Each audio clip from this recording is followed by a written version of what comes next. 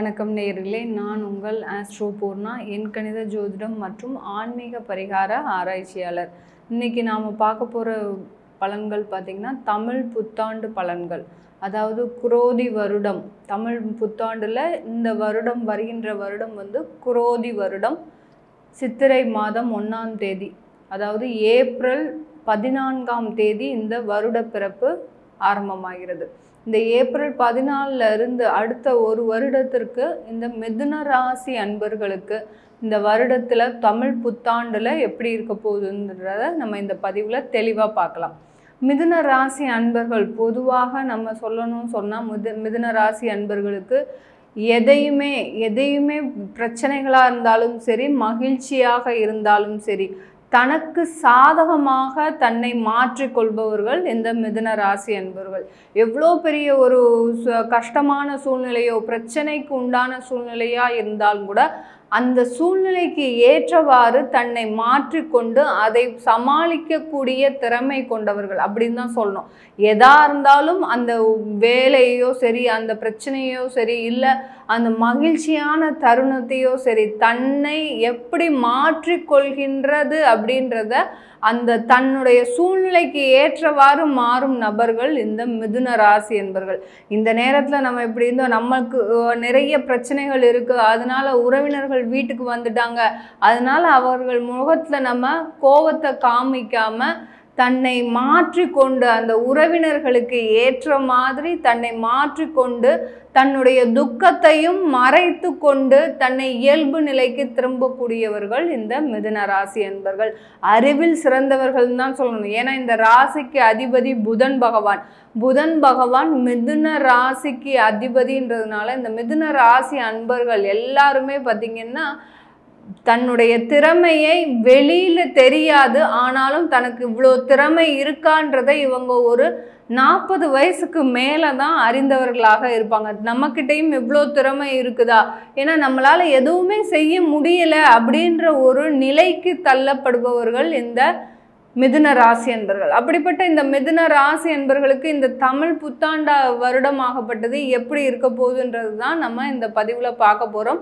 அதுக்கு முன்னாடி நீங்கள் இந்த சேனலை முதன்முறையாக பார்க்குறீங்கன்னா சப்ஸ்கிரைப் பண்ணிக்கோங்க, பெல் பட்டனில் ஆல் ஆப்ஷன் சூஸ் பண்ணுங்கள்.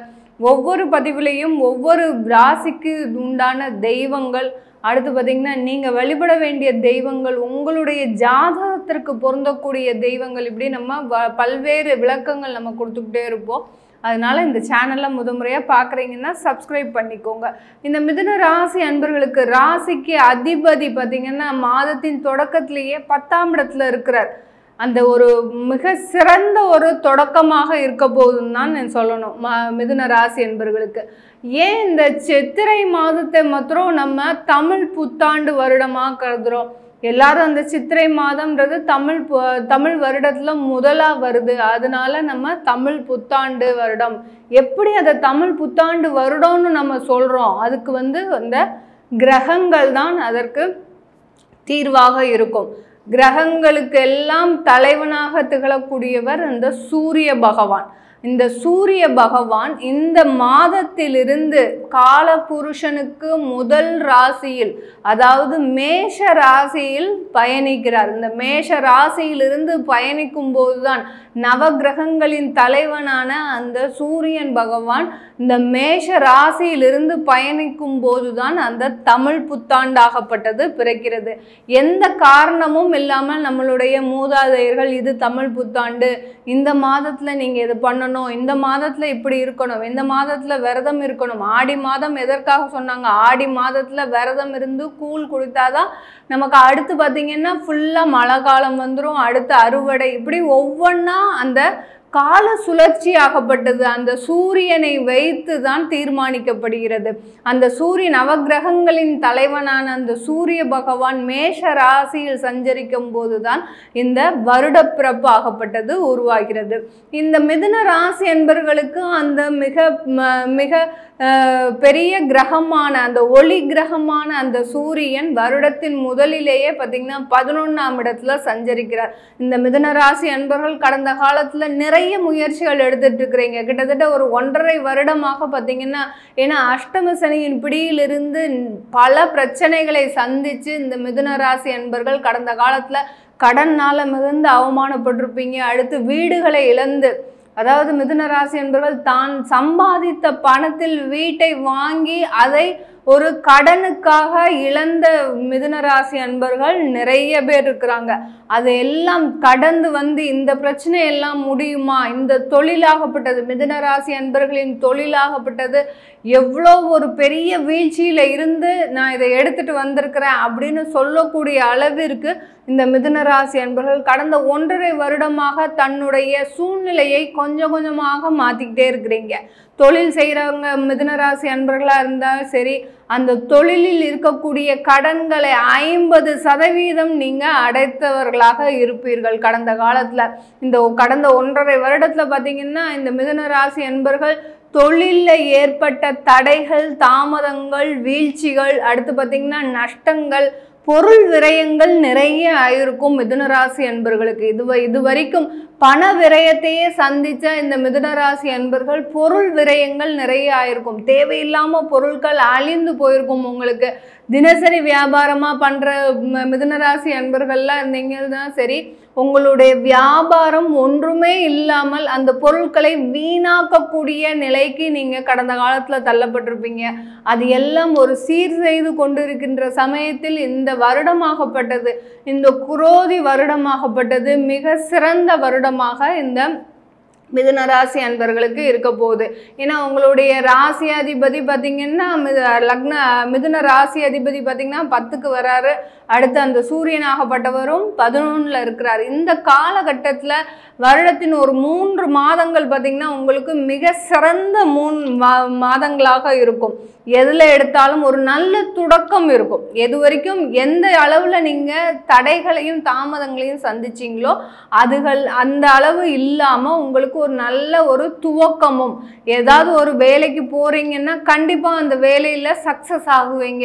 ஒரு வெளியூர் வேலை வாய்ப்பு தேடிட்டு இருக்கிறீங்க, எனக்கு இது மாதத்தில் நடக்குமா அப்படின்னா கண்டிப்பாக உங்களுக்கு ஏப்ரல் மாதத்தில் 14ஆம் தேதிக்கு அப்புறம் எல்லாமே சக்ஸஸ்ஃபுல்லாக ஆகிறதுக்கு சில வாய்ப்புகள் அதிகமாக இருக்குது. அடுத்து பார்த்தீங்கன்னா இந்த வருட பலன்கள் சொல்லும் போது நம்ம முக்கியமாக கவனிக்க வேண்டியது அந்த வருட கிரகங்களான சனி, ராகு, கேது, குரு பகவான். இவர்களுக்கு அந்த முக்கியமான அந்த குரு பகவான் ஆகப்பட்டவர் 7-10 குடையவர், அதாவது ஜீவனக்காரகனும் கலத்திரக்காரகனுக்கும் உரிய அந்த குரு பகவான் ஆகப்பட்டவர் 12ஆம் இடத்திற்கு வரார், விரய குருவாக வரார்.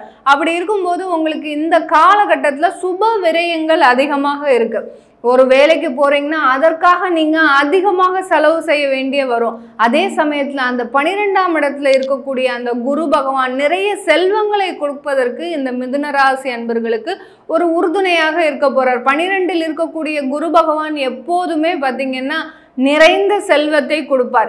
எங்கேயாவது உங்களுக்கு அந்த மிதுன ராசி அன்பர்களுக்கு கடந்த காலத்துல இருந்த வறுமைகளும் அடுத்து பார்த்தீங்கன்னா தட்டுப்பாடும் நீங்கி இந்த காலகட்டத்தில் உங்களுக்கு ஒரு சிறப்பான காலகட்டமாக இருக்க போகுது. எந்த அளவுக்கு நீங்க பணமே வராது அப்படின்னு நீங்க நம்பிட்டு இருந்தீங்களோ, சில பேர் வந்து பார்த்தீங்கன்னா தன்னுடைய நண்பர்களுக்கு கடனாக கூட இல்லை, ஒரு கைமாத்தா கொடுத்துருப்பீங்க. அது நீண்ட நாட்களாக ஒரு 2 வருட கால அளவிற்கு உங்களுக்கு வராமல் இருந்திருக்கும். ஏன், அந்த குரு பகவான் ஆகப்பட்டவர் வக்ர கிரகங்களோட சேர்ந்து இருந்ததுனால உங்களுக்கு அந்த பணமாகப்பட்டது நிறைய இடத்துல லாக் ஆகிருக்கும். தொழிலில் போட்ட பணம் தொழிலிருந்து வெளியில் எடுக்க முடியாது. வேலையில் இருக்கிறவங்க ஒரு இன்வெஸ்ட்மெண்ட்டுக்காக போட்டிருப்பீங்க, அந்த பணத்தை எடுக்க முடியாத ஒரு சுச்சுவேஷனில் நீங்கள் அவசரத்துக்கு கூட என்னால் எடுக்க முடியலையே அப்படின்னு நினைக்கிற அளவிற்கு அந்த பணம் எல்லாமே இந்த மிதுன ராசி அன்பர்களுக்கு கடந்த காலத்தில் ஒரு இடத்துல போய் லாக் ஆகக்கூடிய ஒரு சூழ்நிலையில் தான் இருந்திருக்கும்.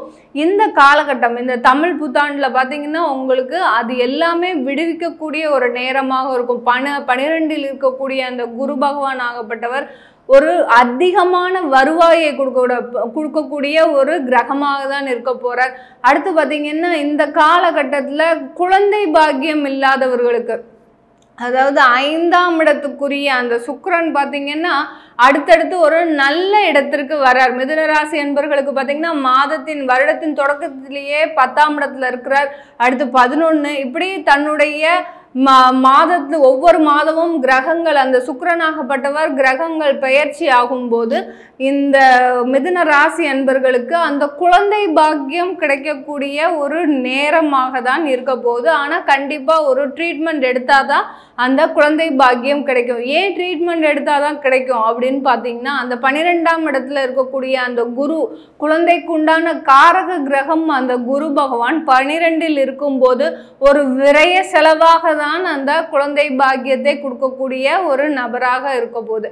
அதனால இந்த மிதுன ராசி அன்பர்களுக்கு இந்த காலகட்டத்தில், இந்த தமிழ் புத்தாண்டு வருடத்துல முதல்ல ஒரு 6 மாதங்களுக்கு ஒரு நல்ல ஒரு தொடக்கமாக இருக்கும். அடுத்த 6 மாதங்களுக்கு ஒரு சுப விரயங்கள் அதிகமாகக்கூடிய ஒரு நேரமாக தான் இருக்க போது இந்த மிதுன ராசி அன்பர்களுக்கு. ஆக இந்த தமிழ் புத்தாண்டாகப்பட்டது மிதுன ராசி அன்பர்களுக்கு வேலை வாய்ப்புலையும் தொழிலையும் மிகப்பெரிய வளர்ச்சியை தந்து, வருமானத்திலையும் அளவுக்கு அதிகமான, எந்த அளவுக்கு வருமானமே இல்லை அப்படின்னு நினைச்சிட்டு இருக்கிற அந்த மிதுன ராசி அன்பர்களுக்கு அளவுக்கு அதிகமான வருமானத்தை தந்து ஒரு புதிதாக ஒரு திட்டத்தை தீட்டக்கூடிய ஒரு நேரமாக தான் இருக்க போது மிதுன ராசி அன்பர்களுக்கு. இது நம்ம சொல்றது எல்லாமே கோச்சார நிலவரப்படி சொல்லிட்டு இருக்கிறோம். அந்த மிதுன ராசி அன்பர்களுக்கு இது உங்களுடைய சுய ஜாதகப்படி பலன்கள் எப்படி இருக்குன்னு பார்க்கணும். ஏன்னா கோச்சார நிலவரப்படி உங்களுக்கு குரு பகவான் 12க்கு வந்தாலும் உங்க சுய ஜாதகத்துல அந்த குரு பகவான் எந்த இடத்துல இருக்கிறாரோ அதற்குண்டான பலனை தான் இந்த தமிழ் புத்தாண்டுல உங்களுக்கு கிடைக்க போகுது. அதை நீங்க பார்க்கணும்னு விருப்பப்பட்டீங்கன்னா கீழே இருக்கிற நம்பருக்கு வாட்ஸ்அப்ல அப்பாயின்மெண்ட் வாங்கிட்டு நீங்க என்கிட்ட கன்சல்ட் பண்ணிக்கலாம். உங்களிடமிருந்து விடைபெறுவது உங்கள் ஆஸ்ட்ரோ பூர்ணா. நன்றி, வணக்கம். அனைவருக்கும் தமிழ் புத்தாண்டு நல்வாழ்த்துக்கள்.